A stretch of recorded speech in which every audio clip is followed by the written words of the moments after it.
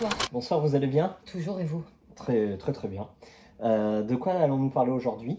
Quelle rubrique? Alors, on va parler d'un classique. Hmm. Tant qu'il y aura des hommes.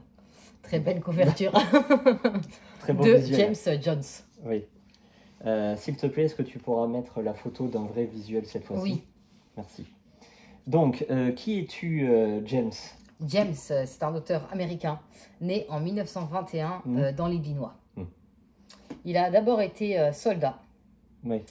soldat de ligne, Ah, très bien. puis journaliste, et ensuite auteur. Bon, excuse-moi, il est très proche de la guerre, hein. Oui, voilà, c'est ce que j'allais dire. Je t'en prie. Justement, Oui. vu qu'il connaît le terrain, enfin il connaissait bien évidemment, il est décédé Oui. à New York. Donc tous ces livres, à savoir, ont été adaptés en film. On va d'abord parler de ces bouquins. Nous avons Rouge. Oui. On a également Comme un torrent. Whistle.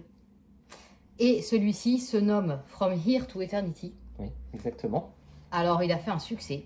C'est avec Burt Lancaster et avec Frank Sinatra. Oui, The Voice. Voilà. Et il a eu 8 Oscars en 1954. Oui. 8 Oscars, c'est pas rien. Bah, pareil que celui qu'on a fait la dernière fois, et dont je sais plus lequel c'est. Je sais plus. La Nuit du Chasseur. Ah oui, oui, From Here to Eternity. Considéré comme l'un des plus grands, il est classé dans les 50 plus grands films de tous les temps. Voilà, donc le surnomme. Voilà, c'est ça. Très bien. Comment dire qu'en 2023, on n'atteindra plus jamais ce stade? Bon. C'est un ancien soldat, il a donc fait la guerre, la Seconde Guerre mondiale, plus précisément au Pacifique, ça on va le voir maintenant. Et en journaliste, il a suivi la guerre du Vietnam. Donc voilà. C'est quand même un très beau livre malgré son manque de couverture. C'est l'édition. Hein. Ça c'est l'édition de 1980 qui est illustrée. Voilà. Et on a de très belles illustrations. D'ailleurs, ça parle un petit peu boxe. Oui, totalement. Donc le pitch, nous sommes en 41, quelques semaines avant Pearl Harbor, du côté des îles Hawaï, Honolulu, Waikiki, etc., etc. Du côté du soleil à la base. Et nous allons suivre la vie d'une caserne militaire, et plus précisément deux éléments. Prewitt, qui est un soldat expérimenté mais qui s'est fait casser et qui repart tout en bas de l'échelon. Et ça va être une vraie descente aux enfers. Et de l'autre, va y avoir un rang supérieur, c'est Warden, et qui lui essaye de monter son petit bonhomme de chemin pour remonter les échelons, mais il s'aperçoit vite que toute la machinerie militaire, l'administration militaire est complètement pourrie. Voilà. Exactement, d'accord. Donc, on va pas aller par quatre chemins, voilà. Est-ce que je le conseille? Non. Voilà. Pourquoi? Ça sert à rien de le lire aujourd'hui? Ça sert à strictement à rien. Voilà. C'est une superbe écriture. C'est vraiment écrit superbement. Et c'est l'un des rares bouquins que j'ai lu où, à vue de nez, 70-80% du texte, c'est que du dialogue. Wow. Et c'est du dialogue très maîtrisé. Alors on pourrait me dire, oui, mais... Pourquoi tu le conseilles pas? Pourquoi tu le conseilles pas? En fait, c'est un livre de 54. Et la société a tellement changé de nos jours. En fait, c'est un livre d'une époque. Voilà, c'est un réquisitoire sur les brutalités dans le monde militaire, sur le questionnement moral. À cette époque-là, bon, je sais pas aujourd'hui, j'y suis pas. C'est des questions dont, logiquement, on a eu les réponses. Vu qu'on a évolué. Ah bah je sais pas, on n'est pas militaire, donc oui. Voilà. Oui. C'est des questions éthiques. Est-ce que un militaire doit se voir en tant que corps ou peut-il se comprendre en tant qu'individu? Donc à cette réponse-là, tu as Prewitt qui lui veut garder son individualité, veut garder sa liberté, veut garder son honneur. Voilà, ce bouquin c'est une question d'honneur. Voilà. Et pourtant non, à cette époque-là, tu es dans un moule. Et ceux qui sortent du moule, ils se font casser, mais vraiment brisés en deux. C'est pas des mots faibles, non, ouais. C'est vraiment le terme, tu vois. Et l'autre, Warden, lui, c'est une histoire d'amour. Il va avoir une histoire d'amour et un peu compliquée, je vais pas trop rentrer dans les détails. Et il va essayer de grimper les échelons pour arriver, parce qu'il y a une lutte de classe aussi. Les militaires, c'est très très bien expliqué. Parce qu'il y a tout le spectre de la guerre pendant les 85% du bouquin.